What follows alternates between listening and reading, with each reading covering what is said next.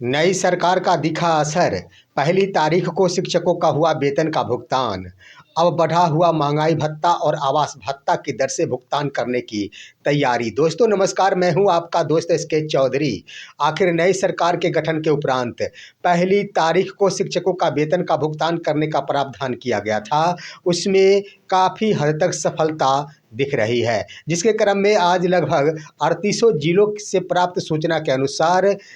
ढेर सारे शिक्षकों के आज पहली तारीख को ही वेतन का भुगतान कर दिया गया है, जो शिक्षा विभाग की ओर से दिशा निर्देश जारी किया गया था। वहीं पर एक और पत्र जारी हुआ है, उसके अनुसार अब 58% महंगाई भत्ता और साथ ही साथ बढ़ा हुआ आवास भत्ता के साथ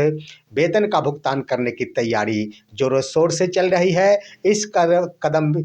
में भी तमाम शिक्षकों को लाभ मिलने की बड़ी खबर है। आइए दोस्तों, आज के इस वीडियो में विस्तार पूर्वक चर्चा करने से पहले अगर आपने अभी तक हमारे इस चैनल सुसत्य वचन को सब्सक्राइब नहीं किए होंगे तो कृपया अभी सब्सक्राइब कर लेंगे। दोस्तों, पहली तारीख यानी हर महीने के पहली तारीख को शिक्षकों का वेतन का भुगतान कर देना जरूरी है। इससे संबंधित एसओपी जारी किया गया था और नए सरकार के गठन के उपरांत शिक्षा विभाग की ओर से यह प्रयोगात्मक तरीका अपनाया गया था कि शिक्षा विभाग के जिला स्तरीय पदाधिकारी आखिर नई सरकार से डरते हैं या फिर नहीं डरते हैं। इससे संबंधित पत्र जारी किया गया था कि शिक्षकों का वेतन का भुगतान हर हाल में पहली तारीख को हो जाना चाहिए। इससे पहले देखेंगे तो एसीएस डॉक्टर एस सिद्धार्थ के कार्यकाल में उन्होंने पत्र जारी किया था कि हर हाल में शिक्षकों का वेतन का भुगतान पहले होना चाहिए और पहले के क्रम में जब तक शिक्षकों का वेतन का भुगतान नहीं होगा तब तक जिला स्तरीय कोई भी कर्मचारी या पदाधिकारी अपना वेतन नहीं लेंगे, लेकिन उसका असर नहीं पड़ा था। अब यह पत्र जारी होते ही, एसओपी जारी होते ही शिक्षकों का वेतन का भुगतान कर दिया गया पहली तारीख को। जिन जिलों की ओर से वेतन संरक्षण का लाभ नहीं दिया गया था, उन जिलों की ओर से वेतन संरक्षण का लाभ देते हुए ही वेतन का भुगतान किया गया है, जिसमें तमाम कोटि के शिक्षक जो जिनका ट्रेजरी के माध्यम से वेतन का भुगतान होता है, उनका वेतन का भुगतान हुआ है। ढेर सारे शिक्षकों के खाते में पैसे आ गए हैं। इसके लिए शिक्षकों ने आखिर शिक्षा विभाग के साथ साथ नई सरकार को धन्यवाद भी कहा है। वहीं पर देखेंगे वेतन का भुगतान तो हुआ है,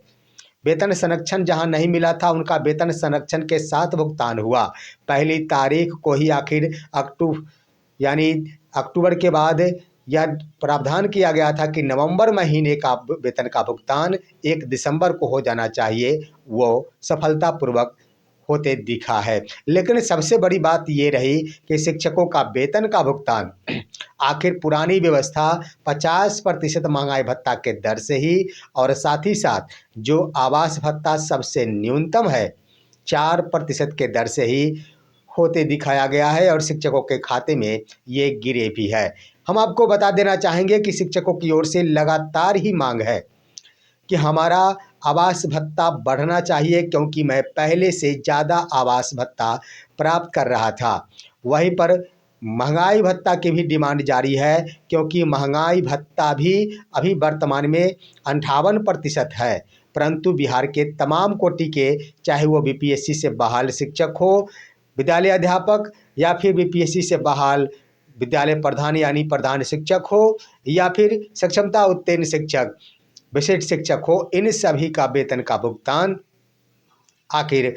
50% के महंगाई भत्ता के दर से ही और वहीं पर पुराने वेतन के दर से, पुराने आवास भत्ता के दर से जो न्यूनतम है उसी के आधार पर किया जा रहा है। हम आपको बता देना चाहेंगे कि वर्तमान में जो 58% है वो जनवरी 2025 में ही महंगाई भत्ता बढ़कर 55% हो गए थे और जुलाई 2025 में यह बढ़कर 58% हो गया। लेकिन अभी तक शिक्षकों का वेतन का भुगतान सिर्फ ब सिर्फ 50 पुरानी व्यवस्था के तहत 50% की दर से ही होते आ रहा है और इस नवंबर महीने का वेतन का भुगतान भी ढेर सारे जिलों की ओर से पुरानी व्यवस्था, पुरानी महंगाई भत्ता और आवास भत्ता की दर से ही किया गया है। यहीं पर अब आप गौर करेंगे तो कुछ दिन पहले ही आखिर HRMS को पत्र लिखा गया था, वित्त विभाग के स्तर से लिखा गया था कि तमाम नियोजित शिक्षकों को छोड़कर, यानी विद्यालय अध्यापक हो या फिर विशिष्ट शिक्षक हो, उन सभी को 7वां वेतनमान तो निर्धारित नहीं है, परंतु अन्य राजकर्मियों के भांति ही उन्हें महंगाई भत्ता एवं आवास भत्ता देय होता है। इसलिए इन सभी के HRMS पोर्टल पर सुधार और संशोधन करते हुए नए दर से पूर्ण रूपेण अन्य कर्मचारी बिहार राजकर्मी कर्मचारी के सापेक्ष ही महंगाई भत्ता और आवास भत्ता की दर से वेतन का भुगतान किया जाए। उस समय जब पत्र जारी हुआ था तब शिक्षकों की सांसें थोड़ी खुली थी कि अब मेरा निदान होने वाला है, क्योंकि शिक्षक कई महीनों से त्रस्त थे कि आखिर मेरा महंगाई भत्ता या आवास भत्ता बढ़ेगा कि नहीं बढ़ेगा। वहीं पर दोस्तों यह खबर आखिर वित्त विभाग की ओर से जारी की गई थी पत्र, परंतु सबसे बड़ी बात यह है कि उस पर अमल होना भी शुरू हो गया है और शिक्षा विभाग के पदाधिकारियों की ओर से जहां अभी नवंबर महीने का वेतन का भुगतान नहीं हुआ है, उस नवंबर महीने के वेतन के भुगतान हेतु अगला कदम उठाते हुए 58% महंगाई भत्ता की दर से भुगतान करने एवं नए आवास भत्ता जो शिक्षकों के लिए लागू होता है उसके अनुसार भुगतान करने की बातें आई है और उससे संबंधित पत्र भी जारी हुआ है। मैं आपको बता देना चाहूँगा दोस्तों, आवास भत्ता के क्रम में अभी शिक्षकों के बीच काफ़ी असमंजस की स्थिति है। एक ही विद्यालय में अगर 3 कोटि के शिक्षक है तो तीनों कोटि के शिक्षकों को अलग अलग आवास भत्ता के दर से वेतन का भुगतान किया जा रहा है, जो बिहार सरकार के साथ साथ शिक्षा विभाग के ऊपर एक बड़ा प्रश्न चिन्ह खड़ा करता है कि आखिर एक ही विद्यालय में जो शिक्षक कार्यरत है उन्हें घर के लिए पैसों की ज़रूरत, किसी को कम की पैसों की ज़रूरत है तो किसी को ज़्यादा पैसों की ज़रूरत है, और सभी के सभी एक ही विद्यालय में कार्यरत है। इसको लेकर इसे पाटने की तैयारी करते हुए जिला शिक्षा पदाधिकारी पटना की ओर से बड़ा कदम उठाते हुए एक पत्र जारी कर दिया गया है। दोस्तों ये पत्र भी आपके स्क्रीन पर है, आप देख रहे होंगे, जिसमें स्पष्ट रूप से कह दिया गया है कि नवंबर महीने के वेतन के भुगतान हेतु तमाम विद्यालय अध्यापक एवं विशिष्ट शिक्षकों के लिए 58% महंगाई भत्ता, उसके बाद आवास भत्ता के रूप में कह दिया गया है 20%, 10%, उसके बाद 7.5% एवं 5% इत्यादि के लिए कह दिया गया है कि इन सभी को वो दूरी प्रमाण पत्र की आवश्यकता है और सभी शिक्षक दूरी प्रमाण पत्र जमा करेंगे और उसके आधार पर ही आखिर नए आवास भत्ता के दर से अपडेट किए गए आवास भत्ता के दर से इनका वेतन का भुगतान होगा। तो दोस्तों इसमें एक और बात का उल्लेख कर दिया गया कि पत्र यानी 30 दिसंबर का जो पत्र है उसका हवाला दिया गया था कि उसी के अनुरूप आखिर वेतन भुगतान करने की बात है। मैं आपको बता देना चाहूँगा कि यह पत्र जारी किया गया है 29 नवंबर को। अब दोस्तों उससे पहले आप देखेंगे तो इससे पहले आप गौर करेंगे, यही पटना जिला शिक्षा पदाधिकारी के स्तर से DPO जमालुद्दीन अंसारी की ओर से यह पत्र जारी किया गया, मोहम्मद जमालुद्दीन की ओर से जारी किया गया था तमाम शिक्षकों को नए महंगाई भत्ता और विभिन्न प्रकार के आवास भत्ता के दर से भुगतान हेतु, क्योंकि उस पत्र में, और वो पत्र भी आपके स्क्रीन पर है, उस पत्र में स्पष्ट रूप से कह दिया गया था कि शिक्षकों की ओर से शिकायतें की जा रही है कि एक ही विद्यालय में कार्यरत अन्य कई तरह के शिक्षकों का अलग अलग आवास भत्ता है। इसके निदान हेतु 1 सप्ताह का वक्त दिया गया था उस समय, परंतु 1 सप्ताह आखिर बीत गया, नहीं हो पाया वो कार्य का निदान। इसीलिए संभवतः यह नवंबर महीने के वेतन भुगतान हेतु ऐसा पत्र जारी कर दिया गया है। अब ऐसा पत्र जारी हो जाने से स्पष्ट ये हो रहा है कि हर हाल में नवंबर महीने का वेतन का भुगतान बढ़ा हुआ महंगाई भत्ता एवं बढ़ा हुआ आवास भत्ता के साथ जरूर होगा। यहाँ पर अन्य जिलों के स्तर से भी इसी तरह का कार्य रूप अपनाया जाना चाहिए, क्योंकि जहाँ कहीं भी नवंबर महीने का वेतन का भुगतान हुआ है वहाँ पुराने दर से ही हुआ है। तो जब एक जिला पटना जिला की ओर से 58% महंगाई भत्ता की